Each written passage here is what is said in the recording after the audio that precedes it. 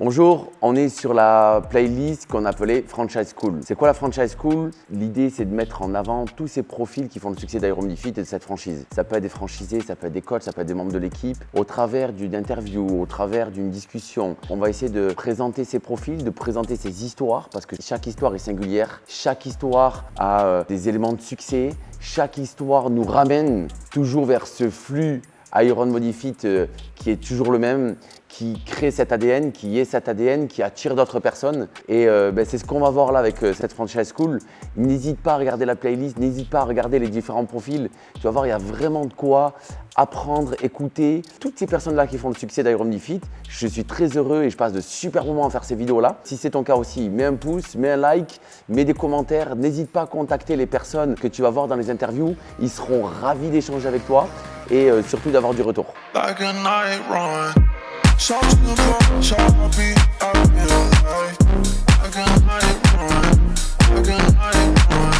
Aujourd'hui, on est avec Kaline et Watson, deux profils extraordinaires avec un parcours totalement différent. On va passer en Inde, en Madagascar, dans la Légion étrangère. On va passer dans des endroits incroyables, tout au travers de leur histoire. Ils sont mariés, associés dans la vie et dans leur business. Je t'invite vraiment à regarder cet épisode entièrement parce que c'est vraiment une claque de vie. Écoutez, bienvenue. Ça va Kaline? Ça va Watson? Super. Tout va bien. Ouais. Merci beaucoup de nous inviter pour les présentations. Moi, je m'appelle Watson. Je fais karaté. Je suis ex-ancien équipe nationale dans les karatés JKA.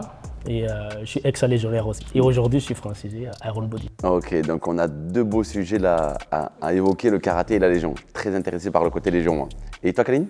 Eh bien écoute, moi j'ai fait une carrière dans la finance et puis suite à un burn-out, je me suis transformée en professeur de yoga. Donc l'accompagnement, le bien-être et tout ça, c'est vraiment des choses qui sont ancrées de moi depuis longtemps et que j'ai envie de partager avec le maximum de monde qui viendrait dans nos studios. Ok, donc là, on a déjà nos sujets, là, on a notre guideline du karaté, de la Légion, de la finance, du burn-out et du yoga et de l'Aeromodifit. Et on va essayer d'évoquer un petit peu tout ça. Du coup, la Légion, qu'est-ce qui t'a amené Watson à aller dans la Légion? Alors, quand je suis dans l'équipe nationale, je cherchais toujours quelque chose qui est dépassement de soi. Et j'ai découvert la Légion en 2012. Et ça m'attire vraiment le regard. En fait, c'est le dépassement de soi. Et j'aimerais bien de travailler ces côtés-là. Et du coup, c'est ça le point qui m'a amené directement à s'engager à la Légion étrangère. Et qu'est-ce qui demande le plus de rigueur? Être en équipe nationale de karaté ou la Légion? Pour moi, je dirais la Légion étrangère. Pourquoi? Parce que, comme je dis toujours, il y a les côtés discipline. On n'est pas né pour être discipliné. C'est vraiment, on devient discipliné. Et ce n'est pas l'armée que l'on transforme à être discipliné. Donc, ces côtés discipline qui m'amènent vraiment dans le format rigueur, c'est ça qui m'a poussé d'aller un peu plus loin et surtout de répondre à ces questions au niveau des performances rigueur au sein de la Légion. Pourquoi tu dis qu'on n'est pas né pour être discipliné? Alors, c'est un sujet qui est vraiment délicat à ce moment parce qu'il y a beaucoup de gens qui parlent le discipline. Oui. D'ailleurs, il y a des gens qui parlent de la motivation, c'est une envie et la discipline, c'est la continuité de travail acharné. Je ne suis pas expert dans ce domaine, mais il y a une chose que j'aimerais bien vous exprimer par rapport à ça, c'est que la discipline, c'est quelque chose qui dure. La motivation, c'est juste quelque chose qu'on a créé en nous, une envie. Donc, un jour, on a envie, un jour, on n'est pas envie. Et c'est ça qui fait vraiment la différence entre la discipline et la motivation. Donc, si je réponds à sa question, la Légion étrangère, qu'on sait très bien, c'est une corps d'élite. On connaît ça dans le monde entier. On présente 119 nationalités différentes. Donc, c'est quelque chose qui est vraiment performant et grandiose.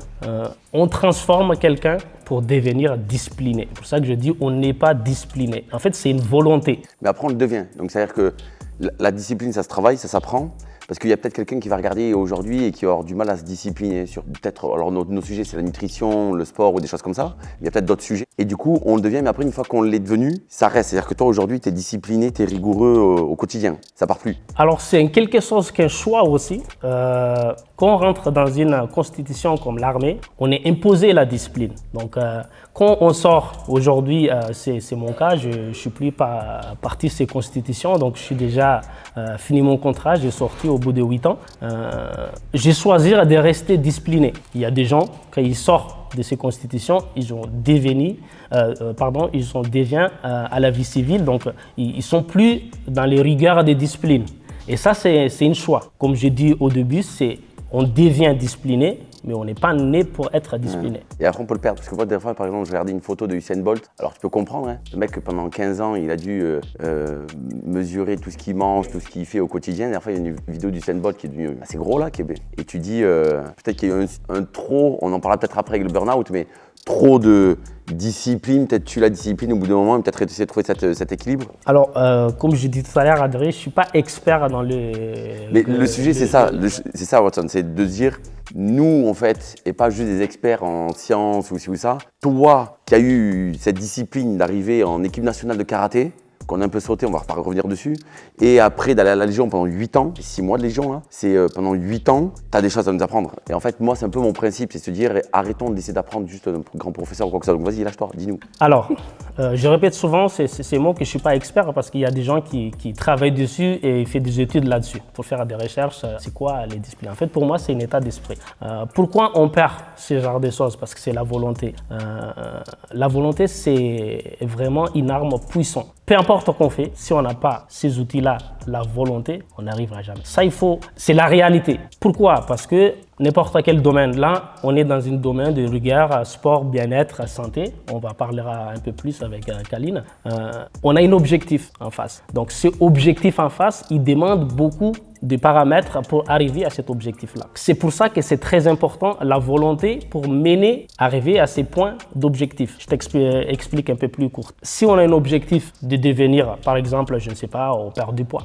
Perdre du poids, ça ne demande pas 2 jours ou 3 jours. Ça demande un processus de quelques mois. Il y a beaucoup d'aspects qu'il faut mettre en place. D'ailleurs, ce qu'on présente aujourd'hui au sein de notre studio. Pour arriver à cet objectif de perdre du poids 5 à 10 kilos, par exemple, il faut donner quelques temps. 1 mois, 2 mois. Il y a des disciplines à mettre en place et surtout, il y a volonté qu'il faut ramener, aligner cette étape de discipline. Je pense que cet exemple, ça paraît un peu simple, mais c'est puissant et je sais que beaucoup de nos adhérents qui vivent ça et surtout beaucoup de gens aussi derrière ces caméras qui a une conscience de cet aspect. Et du coup, on définit un objectif. Souvent, dans le développement personnel, on parle donc tu as un objectif et tu dis il faut donc la volonté parce qu'en fait, il faut le vouloir cet objectif. C'est pas juste j'aimerais perdre 10 kilos.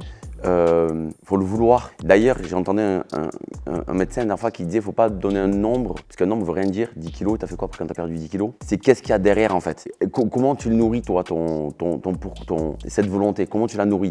Quand tu es là, tu commences à t'entraîner au karaté, tu commences à aller sur les tatamis. Comment tu vas nourrir cette volonté de te dire je vais finir en équipe nationale, je vais finir champion du monde, je vais finir aux Jeux Olympiques ou je sais pas où? Pour moi, un seul mot, c'est avoir la compréhension. C'est très important. J'exprime un peu plus parce que ça paraît pas flou. Quand on a un objectif en face et qu'on a une volonté, il me reste un seul truc, c'est la compréhension. Il faut comprendre ces choses parce que c'est bien d'avoir à discipliner, c'est bien de motiver aussi, c'est bien aussi d'avoir assez volonté. Okay. Mais à partir du moment qu'on ne comprend pas l'objectif, on n'arrive pas à atteindre cet objectif-là. Donc la compréhension, ça c'est quelque chose que j'ai appris. Un jour, Adrien, tu m'as posé une question au séminaire d'ailleurs chez Aaron Bodyfit. Qu'est-ce que tu as appris, Watson, dans la vie? Chaque chose en son temps, donc je pense que c'est le moment de répondre à ces questions. J'ai appris une chose qui est très importante aussi, comme j'ai dit tout à l'heure, c'est la compréhension. De comprendre des choses. Je vais donner un exemple simple. On sait tous qu'en Afrique, il y a de misère. Mais quelqu'un qui a vécu cette misère, c'est pas pareil avec quelqu'un qui juste a une conscience que oui, en Afrique, il y a des misères. Et c'est ça, la compréhension des choses. Pareil dans le monde de l'entrepreneuriat, d'ailleurs, dans le monde des business, tu le sais très bien parce que tu as un parcours qui est vraiment aussi acharné pendant ce parcours des fondateurs d'Aaron Bodyfit qui est aujourd'hui en tête de ces 200 unités. À un certain moment, j'en suis sûr et certain, tu as compris quelque chose pour arriver là. Et c'est ça le plus important. Quand on face à un objectif, et surtout quand on est face à un objectif qui est vraiment qu'on veut atteindre, il faut avoir ses volontés, mais il faut avoir la compréhension. C'est pour ça que ça dure dans le temps au niveau des disciplines. C'est tout simple, c'est si simple que ça. Tu es en train d'expliquer que la compréhension, c'est ce qui va un petit peu cimenter le pourquoi et la volonté et qui va en fait… et tu vois, je l'avais jamais… parce moi j'en parle souvent de fixer d'objectifs, de savoir avoir un pourquoi et tout ça. Donc la personne, elle a 20 kilos en trop, elle est pas bien, elle sent pas bien dans son corps, elle sent pas bien où elle est pas heureuse, peu importe les raisons, elle sent pas belle, il se sent pas beau. Tu l'amènes dans 1 an et demi dans le futur, tu lui montres, lui, après les efforts nécessaires pour en arriver là, il se voit… Il voit le résultat qu'il a eu, il a la compréhension de son objectif, il ou elle a la compréhension de son objectif, il revient, il n'y a même pas de question, l'affaire est réglée. Exact. Là, il peut tenir dans les disciplines, c'est si simple que ça. Parce qu'il a compris. Parce qu'il a compris. Ouais. C'est pour ça qu'on parle souvent ces mots. Moi, Adri, honnêtement, je ne parle pas bien français correctement, mais j'ai appris ce français un peu tard. Mais à partir du moment que j'ai compris ces mots, parce que je reviens un peu à la Légion étrangère, on est 119 nationalités différentes dans une unité. On ne parle pas dans une même langage, donc on ne se comprend pas. C'est un peu grand bordel au début. Pourquoi? Parce que on passe une formation de 4 mois, on s'appelle ça à la ferme. C'est une formation pour devenir un légionnaire. Et à la fin, on fait une longue marche de 120 km pour accueillir les képis blancs, pour coiffer les képis blancs. Et au bout de ces débuts de formation, jusqu'à qu'on est arrivé au régiment, il y a beaucoup qui n'ont pas compris. Et surtout, les premières choses… Ils n'ont pas compris. Il y en a qui n'ont pas compris, c'est-à-dire qu'ils ne comprennent pas ce qui est dit. C'est ça. Ils sont juste là, ils voient des gens se lever, ils se lèvent. Voilà. Ils voient des gens mettre leurs chaussures, ils voient des gens faire des pompes, font des pompes. C'est ça, exact. Et ça… Tu l'as vécu? Bien sûr, j'ai vécu. Ouais. Quand tu arrives à la Légion, tu parles français ou pas? J'ai de la chance quand même parce que je viens d'un pays qui est francophone. Qui est francophone, tu es j'ai malgache. Compris. Oui, je viens de Madagascar. C'est une grande île, d'ailleurs, entre guillemets, c'est une grande île qui est très riche, mais les peuples appauvris. Malheureusement, c'est triste réalité. Donc, moi, au début, je n'avais pas compris du tout. J'ai rien compris, en fait. Mais j'ai les volontés et j'ai la discipline, mais je n'ai pas compris. Donc, du coup, je ne sais pas où je vais. C'est comme un mouton. Je suis juste le troupeau et je sais que j'ai un objectif et j'ai une volonté, j'ai une discipline et j'y vais. Et comment ça se passe dans ta tête? Parce que là, tu es seul du coup. Il y en a d'autres. Est-ce qu'il y en a dans ton régiment, ou je sais pas, on appelle ça un régiment? Oui. Ok. Dans le régiment, est-ce qu'il y en a avec qui tu arrives à te comprendre? Ou parce que quand tu parles pas un langage, je sais pas s'il y a des gens à qui c'est déjà arrivé, mais quand tu es quelque part où tu ne comprends pas, tu es seul. Tu es seul. Même si tu es avec des gens, tu es seul. Tu es toi et dans ta tête et dans tes pensées. Est-ce qu'il y en a d'autres avec qui tu parles à ce moment-là? Où il y a vraiment personne avec qui… Oui, il y en a quelques-unes quand même. Il y en a quelques personnes avec qui tu arrives à te comprendre.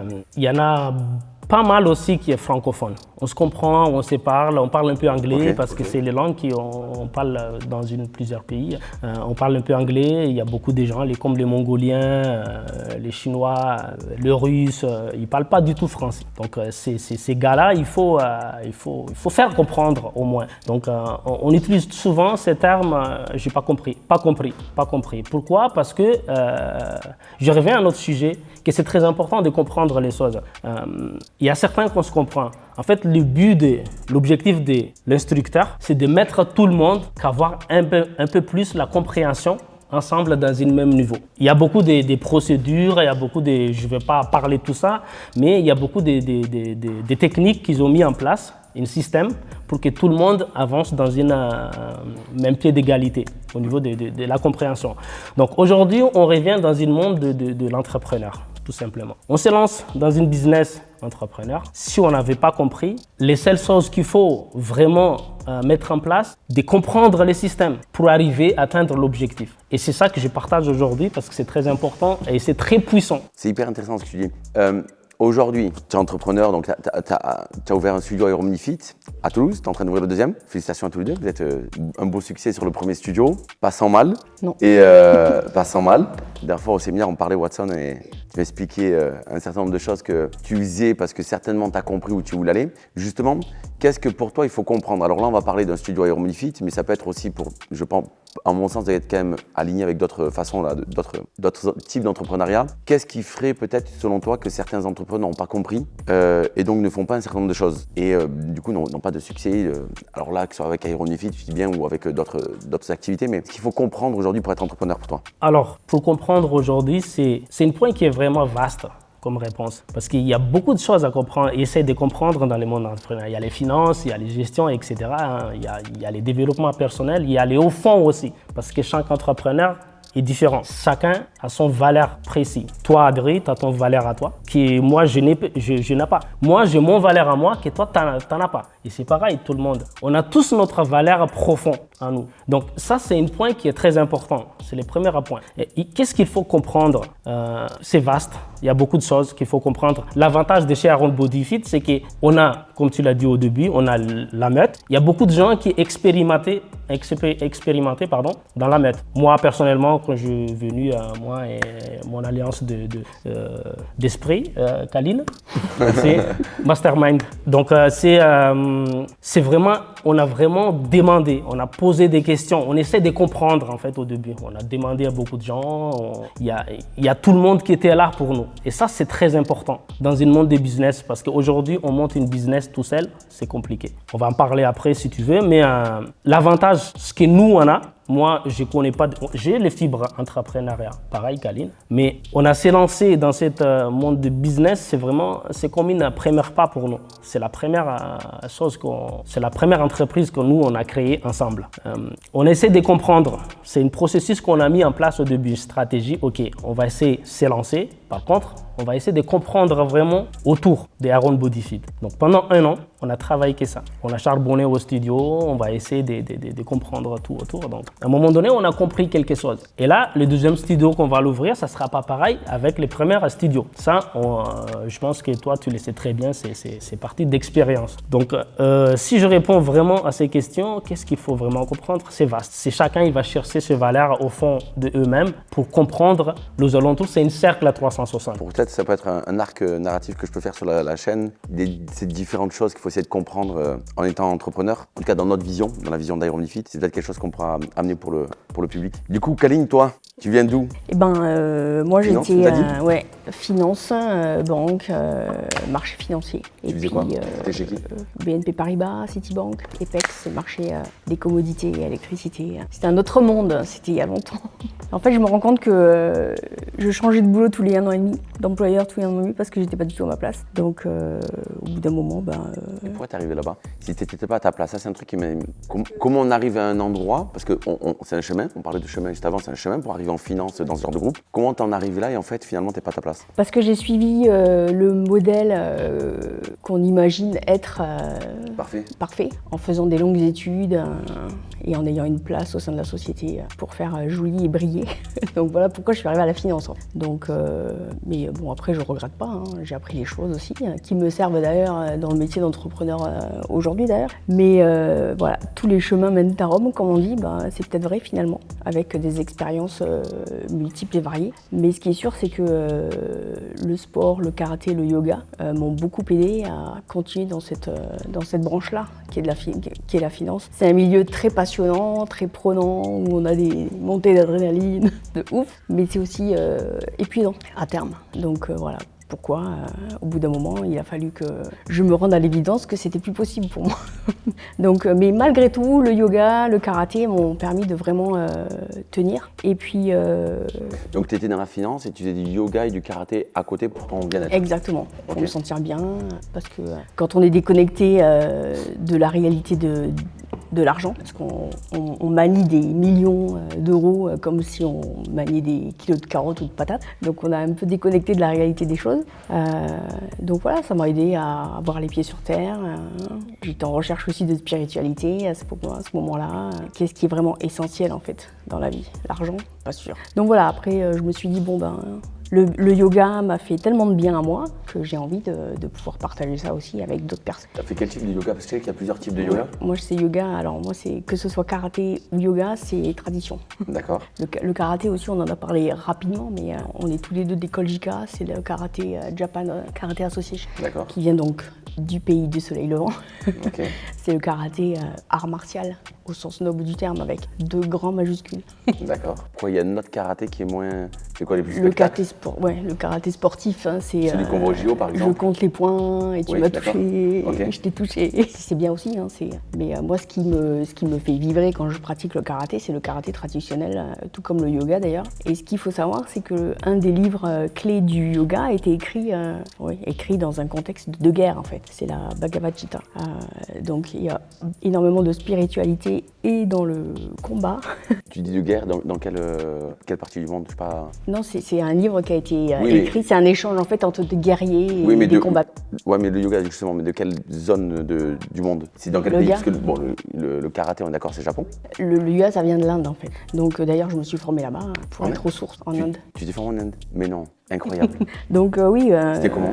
C'était extraordinaire, un monde tellement loin du nôtre, mais très riche. Cette partie du monde, ils ont vraiment cette spiritualité ils vivent avec ça au jour le jour, quoi, dans leur quotidien. Alors que nous, on est limite ici en Occident, le mot religion, c'est un gros mot, tu vois. Ouais, bah oui. Alors que là-bas, en parler. c'est ça, exactement. Donc non, c'était très intéressant et c'est très enrichissant. Mais c'est vrai qu'il y a beaucoup de points communs entre le yoga et le karaté, malgré ce que l'on peut penser au premier abord. Donc ouais, la recherche de quelque chose de plus grand, et je pense que c'est aussi ça qui est intéressant dans le monde de l'entrepreneuriat. Mais surtout chez eBay, c'est qu'il faut rechercher quelque chose de plus grand que le business, parce que ça marche. En tout cas, de ma conviction, pas si on se concentre juste sur je vais monter un studio pour être chef d'entreprise, pour gagner un peu d'argent, etc.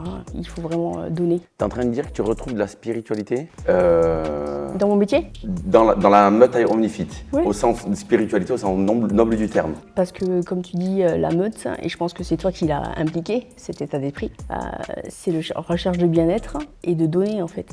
Tu fais pas franchiser Air Bonifit juste pour toi. Si tu fais ça, je pense que ça fonctionne pas. Et je pense que tous les franchisés qui sont successful aujourd'hui, c'est parce qu'ils ont donné. Ils donnent à leurs membres tous les jours. C'est pour ça qu'on réussit. Je prends ça comme un très très bon compliment. Qu'est-ce qui t'a amené en Inde? Tu es allé pour le voyage ou Non, c'était justement pour me former au professorat de yoga, me faire certifier. Donc tu découvres le yoga en France? Oui. Tu pratiques? À Paris. Ça te fait du bien? On peut parler burn-out, pas burn-out?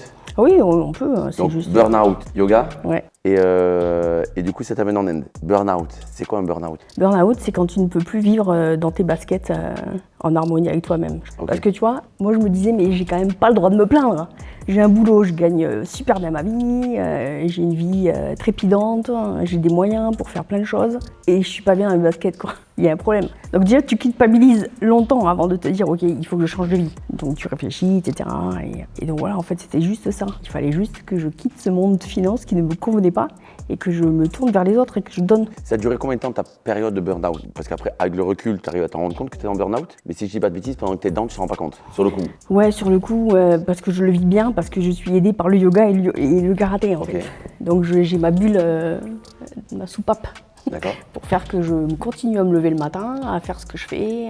Et donc j'étais dans un secteur qui est pas évident. Hein. La crise financière de 2009, c'est pour ça que j'ai trouvé mon boulot en fait. Donc tout le monde s'écroule, les pays, la Grèce, etc. vivent des catastrophes humaines, malheureusement. Et donc il y a des gens qui font des paris que ces pays-là, ils vont aller encore plus mal demain. Et c'est grâce à ça qu'ils gagnent de l'argent. C'est ça, ils shortent. C'est un peu dingue. Ils shortent.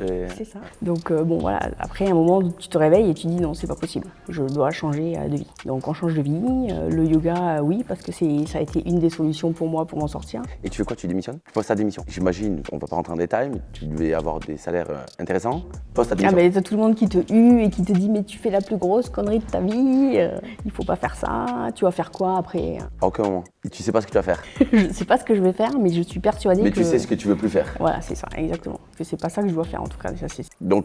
Et c'est là directement que tu vas en Inde ou directement tu postes ta DM et dans les semaines, mois, Inde? C'est ça. Ok. Donc je me forme et je sais que je vais être professeur de yoga. Moi j'ai une question par rapport au fait, quand on va dans un pays comme l'Inde, j'ai pas vu que tu es dans une atmosphère spirituelle et très différente, donc j'imagine que tu dois te rattacher un peu plus à des valeurs fondamentales de vie, et après quand tu reviens ici, est-ce que tu arrives à garder cette même énergie ou tu reviens dans la société occidentale, tout ça est un peu mis de côté et du coup c'est un peu compliqué là de même soi-même en fait, de garder cette énergie, non? Ou pas? Non, c'est vrai, c'est intéressant ce que tu dis parce que c'est vrai que quand tu es au milieu de nulle part, t'as rien d'autre à penser que ton esprit, ton corps aller mieux, etc. Quand tu es tenté par tout ce qu'il y a en Europe, etc., en Occident, ben ça demande encore plus de concentration.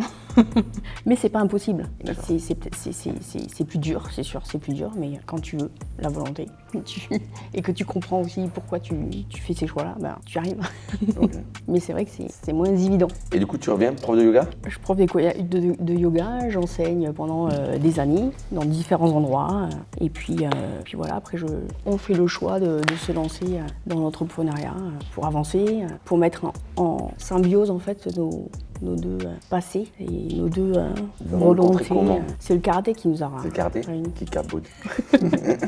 Alors, Comment tu as cité tout à l'heure? Tu as dit Alliance d'esprit. Alliance d'esprit. Ouais. Qu'est-ce que c'est beau? Merci. Alors, dans le monde de l'entreprise, d'ailleurs, j'ai appris ça en lisant un livre, c'est toi qui m'as conseillé d'ailleurs. Ouais, tu ne te rends pas compte, mais... C'est quel livre?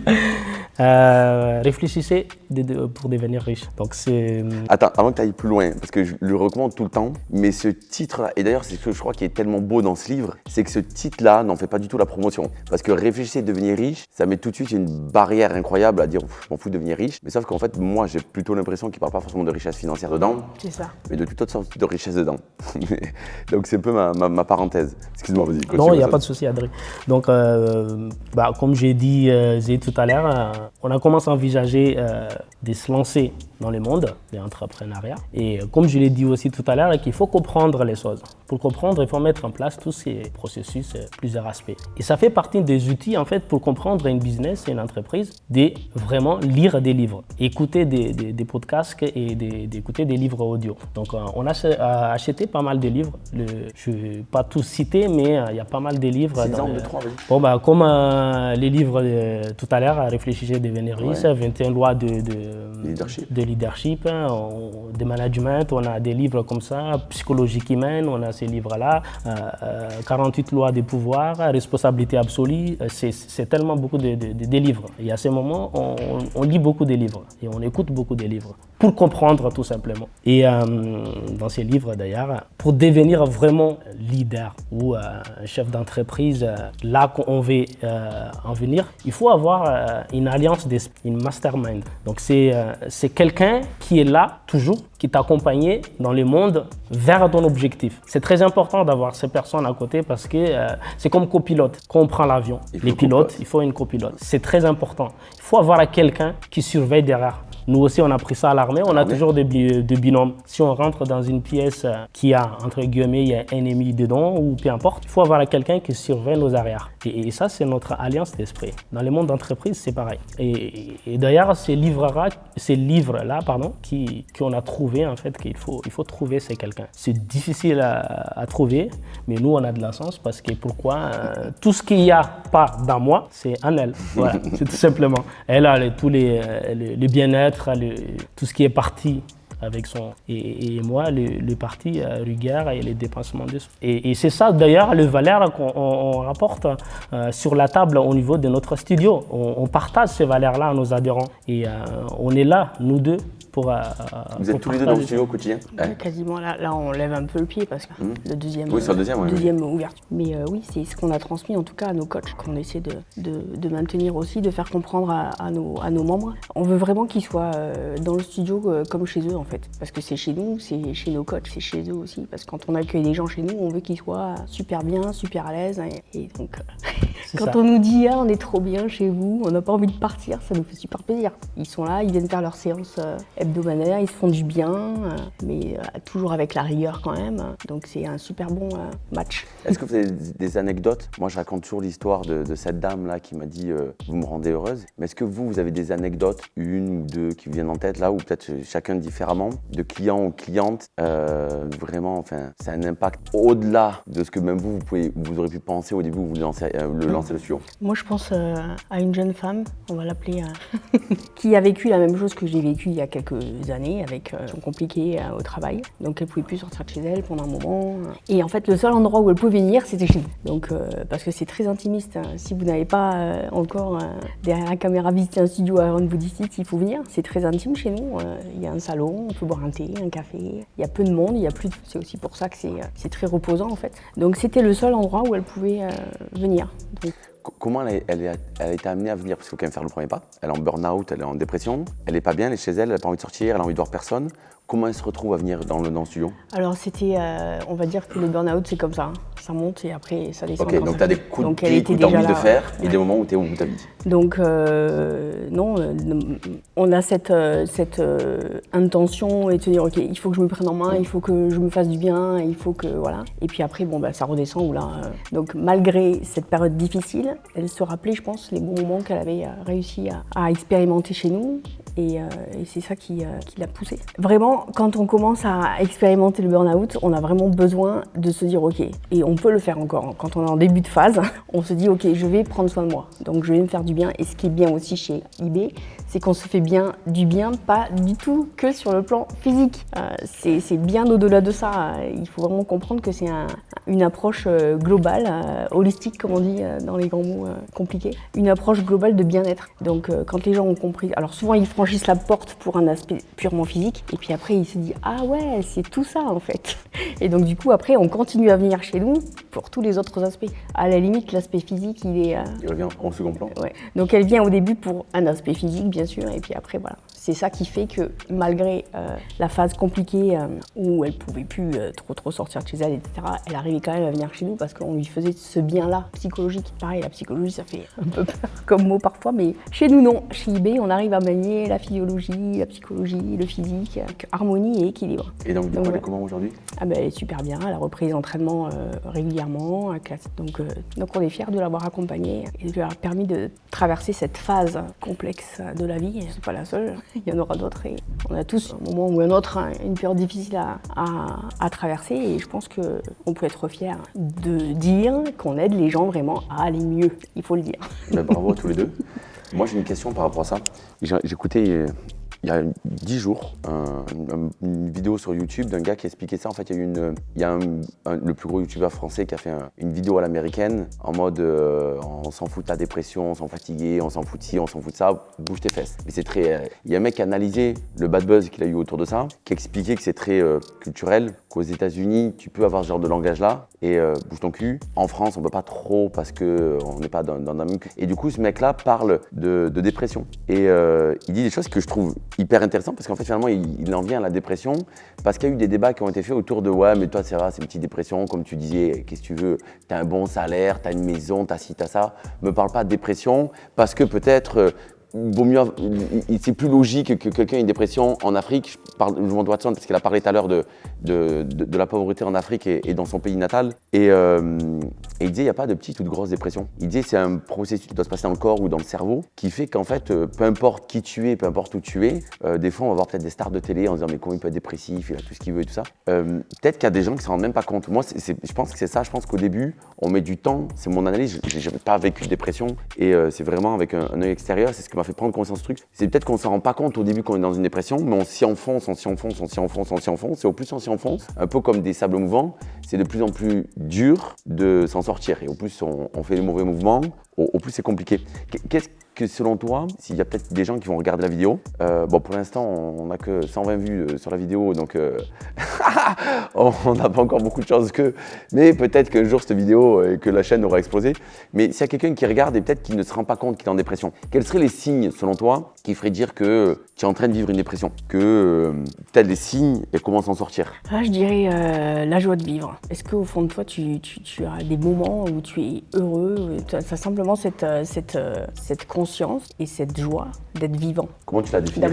D'avoir le goût de la vie, quoi. Comment tu la définirais cette joie de vivre? Parce que moi j'ai ma petite définition. D'avoir l'envie de faire des choses. Ouais, de faire des choses, de parler, de rencontrer, de faire des choses différentes. Il y a des gens qui n'ont peut-être pas forcément d'envie. Cool là, non? Oui, c'est vrai aussi. Ouais. Est-ce que tu aurais un moyen? Parce que moi j'en ai un. Moi je dirais il y a une sensation que tu as dans le ventre en fait. Et parfois même que ça peut donner un peu des frissons quand tu penses à certaines choses, quand tu vis. Moi je dirais c'est ça. Je sais pas comment l'expliquer, je suis sûr d'avoir un processus chimique, mais tu sais, il y a un truc comme quand tu as peur. La peur, moi en tout cas pour moi, la peur me prend au ventre et la joie me prend au ventre. Ouais. Je sais pas l'expliquer là, je vais pas le décrire. Peut-être que je vis un moment très heureux pour le décrire là sur une vidéo. Mais toi comment tu définirais ce manque de joie de vivre? Le sourire, le rire? Ouais, c'est ça. Tu sens que tu es down, t'as pas d'énergie dans toi, t'as pas de feu. Et là qu'est-ce qu'il faut faire? faire. Donc là, tu as le signal, tu n'as pas le feu il est éteint, là, il reste quelques braises qu'on peut peut-être réanimer. Qu'est-ce qu'on fait? Moi, je pense qu'il faut se faire aider, en fait, sortir tout seul. En parler? Ouais, d'ailleurs, le mec de YouTube, il disait ça. Il disait, j'étais seul et j'étais dans un milieu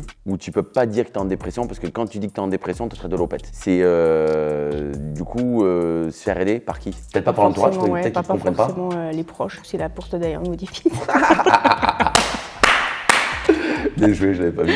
Non, c'est vrai que les proches, des fois, ils comprennent pas parce qu'on veut pas leur faire de mal aussi. C'est un peu une faiblesse d'avouer ça. Hein. Donc, demander de l'aide extérieure et si ça fait un peu peur. Ouais, Aeromodifit, c'est bien. Le yoga, Aeromodifit? Ouais, le yoga, Aeromodifit, la méditation. Tu parles, moi j'ai l'impression, mais au moment où il y a des moments où on a des hauts et des bas dans l'entrepreneuriat, il y a un moment où c'était un peu difficile et je faisais du sport et dans mon sport, j'avais intégré la boxe. Ça m'a fait beaucoup de bien. Je trouve que la boxe, les sports, pas les sports de combat, j'ai connu que ça. Je le faisais à mon niveau, mais je trouve qu'il y avait un côté où tu te défoules. Donc j'ai l'impression que tu évacues des choses en tapant dans un sac. C'est cardio, c'est sportif, c'est bon, tu crées tous les hormones là, endorphines et tout ce qui va avec. Mais moi j'avais bien aimé les sports de combat. Je recommanderais la boxe. J'ai pas testé le karaté, ça sera peut-être l'occasion de tester, mais ok. Vous voyez comment dans les 5 prochaines années? Alors, pour les 5 prochaines années... Dans 5 ans, dans le tableau, il est peint comment? Nous, pour l'instant, on se concentre vraiment pour développer. Donc, on a un objectif à court terme et à long terme. D'ici 5 ans, j'imagine qu'on est déjà développé dans un autre pays, à l'étranger. Et surtout, d'ici 5 ans, d'avoir... Vous avez une idée déjà? Pardon? Vous avez une idée? On va pas les dire. On a déjà l'idée, mais on va les dire, comme je dis, chaque chose en son temps et chaque objet à sa place. On n'a pas parlé encore. Traînez pas que j'arrive pas avec le pays qui ouvre dans une semaine. Il y en a beaucoup d'autres à derrière. T'inquiète pas par rapport à ça. Donc là, c'est notre objectif, une vision qui est vraiment à long terme.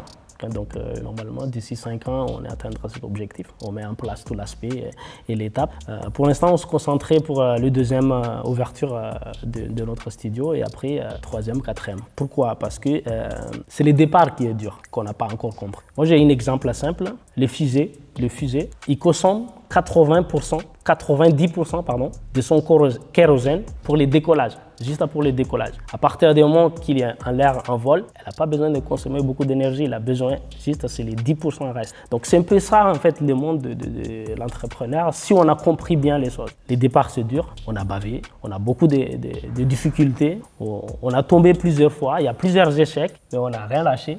Et aujourd'hui, on a pris par rapport à toutes ces expériences, donc d'ici 5 ans, je pense qu'on se retrouvera dans une table de cette émission s'il y en a d'autres d'ici 5 ans, mais je pense qu'on peut en parler un peu plus de choses. Tu me dis, Watson, que pendant un temps, parce que tu as dû vendre la voiture à un moment donné pour finir d'investir et que pendant un temps, tu allais à pied. Combien de temps à pied tu faisais pour aller en courant? Alors, c'est à peu près entre 45 à 1 heure à pied. Alors, c'est une anecdote qui est marrante parce que quand on a ouvert notre première studio, si tu me permets, 2-3 histoires, on a quand même au début, on s'est lancé comme ça, aveuglément. On n'a pas vraiment une vision, on n'a pas vraiment un plan, on n'a pas vraiment une stratégie. On a juste une ambition. On avait dit, OK, on a préparé pendant 2 ans. On a découvert d'ailleurs à Aeromodifit, c'était en 2022. Vous avez découvert où? À Nîmes. Okay. C'était mon régiment à l'époque à Nîmes. J'étais à Nîmes, découvert chez une franchise on salue d'ailleurs Hélène. Hélène? Ouais, elle est vraiment sympa parce qu'en plus c'est elle qui nous a accueillis pendant les séances découvertes. Quand on a découvert ces concepts-là, et on s'est dit, c'est vraiment les choses qui nous conviennent en fait. On a un coup de cœur par rapport à ça parce qu'il y a les côtés humains. Il y a le côté bien-être, il y a le côté rigueur, sport et les dépassements de soi. Donc ça, c'est vraiment notre identité, nous deux. Et quand on a mélangé ça, on avait dit, OK, Kaline a trouvé ses onglets devenir à franchiser. Elle m'en parlait et je me suis dit, OK, feu. On s'est lancé, pas de plan, rien. Et là, on trouvait le premier mois, on a trouvé vraiment une chose qui, en fait, c'est ça en fait. Il y a l'obstacle qui arrive, il y a des imprévus qui arrivent, les finances, etc. Bon, aspect administratif et gestion. Kaline, elle a un peu plus des expériences dessus, donc elle a travaillé dessus et tous les management et ce qui est partie stratégie et planification, j'ai travaillé ces côtés-là et les restes. Et quand on a fait face à tout ça, c'est là qu'on commence à comprendre petit à petit que, comme quoi, il faut avoir avoir un plan. Et il faut avoir un plan, il faut avoir beaucoup d'aspects sur la table pour faire comprendre et surtout faire démarrer. Vous avez démarré, donc ça c'est une leçon, Exact. il vaut mieux d'avoir avec un plan. Ouais, action-réaction, c'est un peu nous, mais en fait, action-réaction, ça marche pas tout le temps. Si, ça marche. On vend la voiture. Et toi, tu te dis quoi? Bon, c'est un peu loin, mais c'est pas grave, c'est l'occasion de faire mon sport du matin et du soir. C'est ça. Donc je vais faire 45 minutes de footing le matin pour aller travailler. Et j'ai travaillé toute la journée. Ok. Et le soir à 20h, je fais 45 minutes de footing pour rentrer chez moi. C'est ça. C'est une machine. Il y a qu'un légionnaire pour faire ça. On a trouvé dans une situation qu'il faut pas revenir en arrière. Ouais. C'est l'un des points forts aussi de nous deux, si je dis ça point fort, parce que si on s'élance dans une aventure comme ça, il ne faut pas regarder. Comme je dis l'autre fois qu'on a parlé, pourquoi les pare-brises est grand et les rétroviseurs est petit. C'est pour regarder devant, pour ne pas retourner en arrière. Le plus important, c'est devant. Cette expression, il me l'a dit la dernière fois, je suis tombé par terre. Redis-la, face à la caméra. Pourquoi les pare-brises est grand et les rétroviseurs est petit? La réponse c'est simple. C'est le plus important, c'est de regarder en avant. Et pour avancer, peu importe les difficultés en face, parce que les doses des problèmes, on va en avoir toujours ça dans la vie. On avance ou on n'avance pas, les problèmes, il va nous rentrer dedans. Donc c'est mieux que c'est nous qu'on rentre dedans dans les problèmes pour avoir une conscience, parce que la conscience, c'est le début des changements. Donc au début, voilà, on est rentré dedans, les problèmes, il nous a rentré dedans aussi. On a vendu la voiture, on a vendu la moto, on a une petite fille de 3 ans et demi et il faut l'accompagner à l'école et tout ça. Donc on a acheté une vélo avec une chaise bébé derrière et Kaline, elle pédale. Déposer la petite et rentrer au studio, d'ouvrir les studios à 8h du matin et moi, tenue de sport et on ne réfléchit pas, on verrouille le cerveau et en avant. On court 1 heure aller, 1 heure retour et on travaille toute la journée, on reste au studio. Manger quelques sandwichs. Toi aussi, Kaline, tu le fais, bon, c'est plus rapide en vélo, mais tu le fais à vélo aussi? Rien n'est infaisable, quand on veut. Donc c'est un peu le haut et des bas que tu as parlé tout à l'heure. Et tout ça, en fait, c'est... Et là, avec tout ça, vous êtes en train d'ouvrir un deuxième studio. Parce qu'en plus, pendant un temps, le studio, vous ne faites pas partie des franchisés qui ont le succès dans les 3 premiers mois. C'est-à-dire qu'il y a des studios qui ouvrent et qui font 200 abonnés en 1 mois et c'est un carton et tout. Et on en parle souvent. C'est vrai qu'on met souvent en avant. D'ailleurs, moi, c'est des choses qui m'ont été reprochées en séminaire où on m'a dit, Adri, tu mets en avant à chaque fois ceux qui ont du succès, ceux qui ont du succès. Et il y a un but à ça, si c'était le cas, mais c'est de motiver justement ceux qui sont dans le dur, de dire, regarde, si eux l'ont fait, tu peux le faire. Parce qu'en fait, au final, il n'y a personne qui est profil extraordinaire, on a tous des gens normaux. Et donc, vous n'avez pas un décollage de dingue au début. Là, aujourd'hui, on en parlait tout à l'heure, vous êtes Platinum, donc plus de 200 abonnés, félicitations. Et Nangui, qu'on se voit au prochain séminaire et qu'on mette des médailles. Et malgré ça, on n'attend pas, on enchaîne, on embraye 2e studio, on signe la 2e zone, on cherche le 2e local et on y va. C'est ça.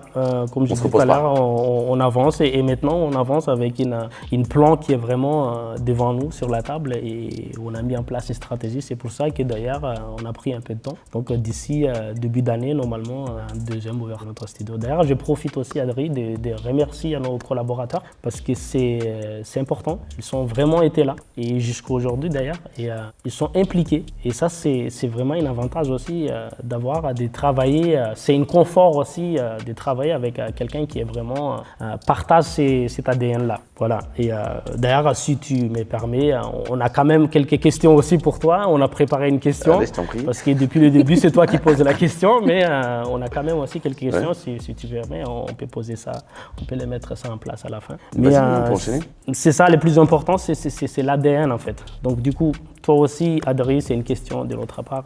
Tu as vécu ces parties sport, rigueur, tu fais de la boxe, etc. On sait ton parcours. Et est-ce que tu crois vraiment que ces parties-là, que ça t'a aidé de créer l'Iron Body Fit? Qu'est-ce que tu as apporté dans ces parties en fait, des sports, de bien-être, surtout la rigueur Alors, juste, je remets dans le contexte, parce que là, après, il y a des gens qui vont croire que ça va faire un short. Je ne suis pas...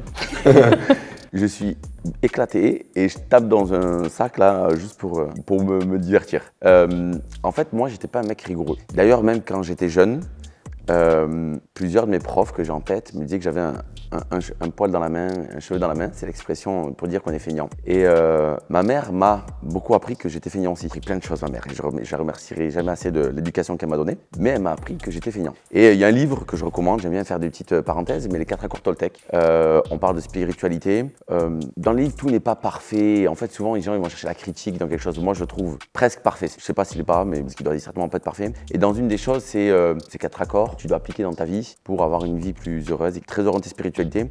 Et dans une des choses, il te dit de pas accepter ce qu'on te dit. Et malheureusement, on le fait tous au quotidien. Vous parlez de votre fille. Moi, c'est quelque chose que j'essaye de faire avec mes enfants, de ne pas leur prendre des choses qui ne sont pas vraies. Parce que quand tu dis à ton enfant qu'il est feignant, il va risquer parce que c'est la personne la plus importante de sa vie qui lui a dit. Et si la personne la plus importante de sa vie lui a dit qu'il est feignant, certainement le croire. Donc moi, j'ai été feignant toute ma vie et j'ai fait un séminaire. Et dans ce séminaire, justement, le but du séminaire, c'est de briser des croyances limitantes. Croyances qu'on peut avoir. Et par exemple, une croyance que tu as, c'est de dire je parle pas bien français. Et c'est une croyance qui va te limiter à partir du moment où tu vas l'accepter parce que tu as un accent, tu parles très bien français, il n'y a pas de... mais tu as un accent.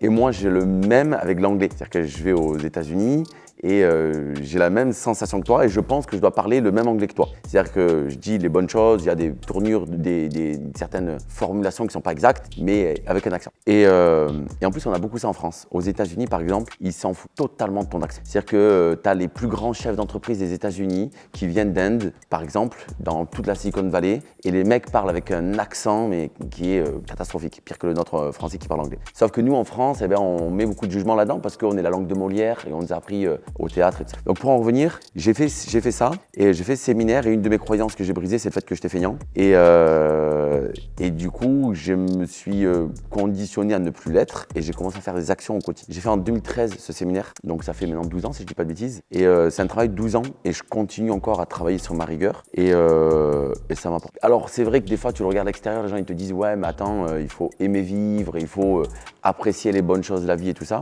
Par contre, je suis pas dans une rigueur extrême, je suis pas vraiment fan de tous les extrêmes. C'est-à-dire qu'il faut savoir se faire plaisir. D'ailleurs, même dans la nutrition, dans toutes ces choses-là, il faut savoir... c'est bizarre parce qu'on dit, ouais, mais tu dis qu'il faut savoir se faire plaisir. C'est-à-dire qu'en fait, pendant 95% du temps, tu te fais pas plaisir et pendant 5% du temps, tu te fais plaisir. Sauf que, en fait, c'est des choses de la rigueur à court terme qui t'amènent du plaisir à long terme. C'est-à-dire que toute cette rigueur que j'ai pu mettre sur moi pendant les 12 dernières années pour amener Ironmifit là où ça en est aujourd'hui, me permet de vivre une vie qui est extraordinaire. C'est-à-dire que j'ai une vie qui est extraordinaire par mon boulot. À voyager, aller à droite, à gauche, on est dans 10 pays. J'ai fait les seuls endroits que j'ai pas fait là où on est ouvert, et là je me fais un peu arnaquer, c'est les beaux endroits. J'ai pas fait l'île Maurice, j'ai pas fait La Réunion, j'ai pas fait Tahiti, je me suis fait arnaquer. J'ai fait tous les autres endroits. Bien que les autres endroits soient très beaux aussi. C'est intéressant ce que tu dis parce que ça m'amène avec un deuxième point. Nous, au sein de notre studio, on concentre beaucoup et on donne beaucoup les côtés humains.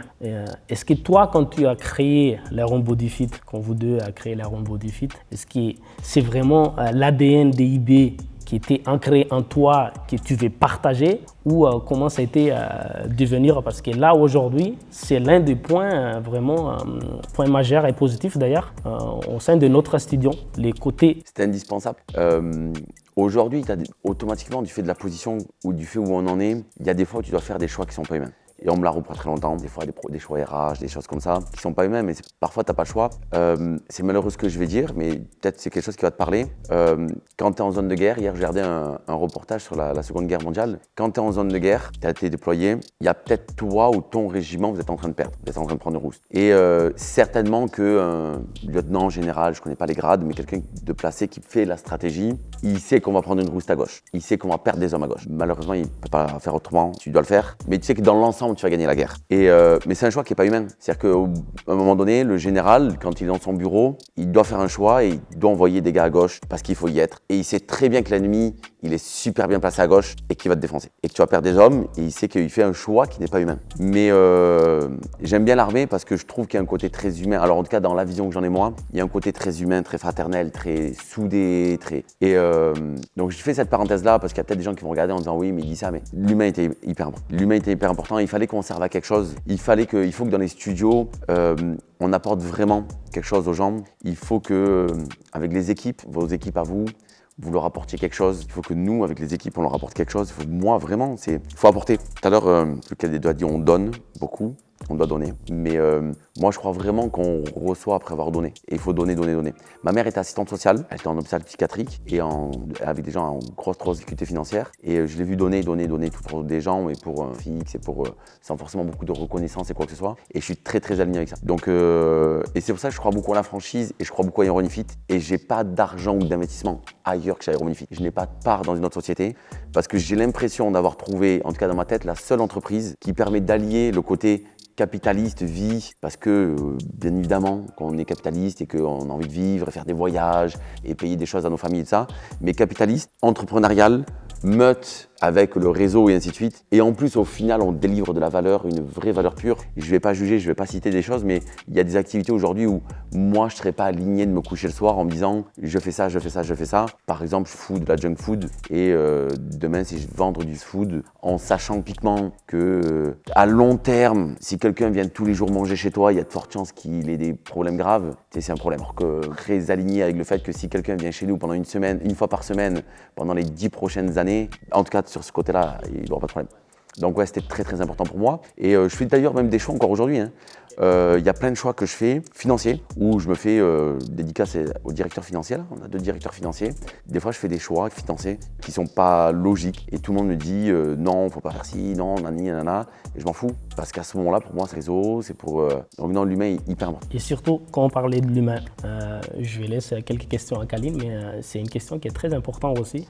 Aujourd'hui, Iron Body Fit, est vraiment développé. Okay? On présente dans plusieurs pays dans le monde entier. Comment tu apportes ça chaque studio? Parce que tu es quand même présent, chaque studio, chaque humain, on est plus milliers de personnes bientôt. Donc ces partages-là, comment tu peux gérer tout ça?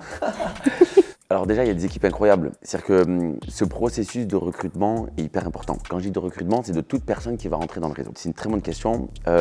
Avant-hier, on va partir en team building avec notre équipe. Et on fait notre petit team building et avant ça, je fais une petite réunion d'équipe. Et improvisée. Mais en fait, je me dis, je repars aux US et il faut que je fasse une petite réunion d'équipe. Et il y avait à ce moment-là 5 personnes qui sont en formation. Donc 4 coachs d'une franchisée, d'accord, et un coach. Et je dis à mon équipe, bon, on fait la réunion, faites venir les gens. Donc là, t'es nouveau, ils arrivent. Et je fais une réunion pour tout dire où je présente nos bilans, je parle de notre BE à l'équipe. Donc, mais je parle à mon équipe comme si c'était pas là en fait. Et je pars du principe, si je dois faire une réunion, je dois cacher des choses comme ça, c'est qu'il y a un problème dans ma réunion. Et en fait, après, je finis la réunion, je ne l'ai pas encore fait, mais je me dis, je vais appeler la franchisée, je vais dire, écoute, si j'ai été un peu choc des équipes, je suis désolé. Mais pour moi, c'est cool que les personnes voient ça, voient de la transparence, voient ce que j'ai dit, voient les messages que j'ai fait passer à mes équipes. Et donc, c'est quelque chose que je mets tout de suite. C'est-à-dire, quand on recrute quelqu'un, je ne recrute pas en CV, je recrute à est-ce que tu adhères à ça? Si tu y adhères, ça va être plus important que si tu es compétent. Déjà, donc, l'équipe va permettre La deuxième des choses, c'est le séminaire. Les séminaires, on vous casse la tête à chaque fois avec les séminaires. Viens au séminaire, viens au séminaire. Et d'ailleurs, moi, j'ai une phrase pour les nouveaux. Je dis en général, écoute, tu viens au séminaire, si tu viens de là-bas et que ça t'a pas plu du tout, je te rembourse. Et non pas que j'ai envie de gaspiller de l'argent, parce que je sais ce qu'ils vont voir. Et le séminaire est un moyen de justement, parce que moi, je l'ai vécu en fait. Je fais des séminaires, là, j'en fais encore en septembre aux US. Et c'est un moyen de transmettre des choses et de faire en sorte qu'après, vous aussi, vous puissiez le transmettre. Et c'est en ça que je crois en la franchise. Si Iron Body Fit,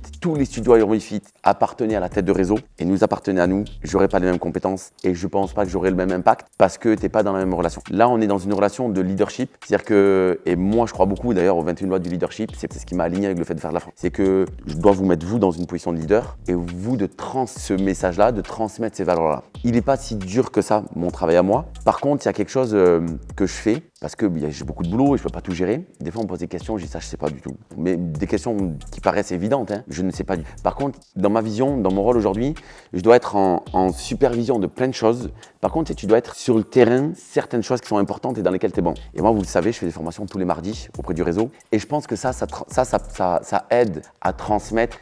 Quand tu es coach, j'aime pas dire ça, mais c'est une réalité dans le monde et c'est une réalité de mon poste. Tu sais, quand tu es un coach, tu viens d'être recruté et tu es en formation le mardi avec CEO, le président, le cofondateur, on l'appelle comme on veut, d'accord, qui est là, qui te parle avec transparence, qui dit je suis disponible, qui intervient sur les groupes et tout ça. Et ça, je le fais tous les mardis pour la France, tous les jeudis pour le Canada.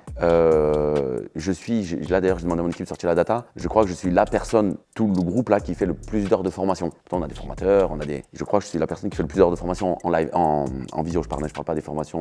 Et je pense que ça permet aussi, parce que dans ces formations, j'ai pas de script, dans ces formations, je suis moi-même, je m'excuse auprès des franchisés qui, des fois, ils ont leur coach qui reviennent, où j'ai dit une connerie ou un truc comme ça, mais c'est justement moi en fait, où je n'arrive pas avec un script, où je suis 100% moi et je suis 100% naturel. Et du coup, ça attire des personnes, ça en rebute. Mais je vous dirais, si vous envoyez un coach sur une formation et qu'il repart de là en mode j'ai pas trop adhéré, ou que moi j'ai pété les plombs, il faut me le dire, et auquel cas il faudra que je l'entende, et si je l'entends pas, il faudra faire ce qu'il y a à faire. Et, ou peut-être que tu te rends compte qu'en fait il n'est pas aligné, qu'il n'est pas à sa place, et qu'il ne se reconnaît pas là-dedans, et pour revenir à ce qu'il a dit tout à l'heure, va peut-être faire autre chose. Et moi je le dis avec tout amour quand je dis ça, si tu te sens pas à ta place, va ailleurs en fait, mais vraiment, parce que je trouve qu'on ne le dit pas assez, va là où ça te plaît. Et donc c'est un peu comme ça que j'essaie de le transmettre. Et là, la chaîne YouTube a vocation à servir à ça aussi. La chaîne YouTube n'a pas vocation à vendre des formations. La chaîne YouTube n'a pas vocation à gagner des vues et être payé par YouTube ou quoi que ce soit. Je m'en fous totalement de ça. C'est plutôt justement pour essayer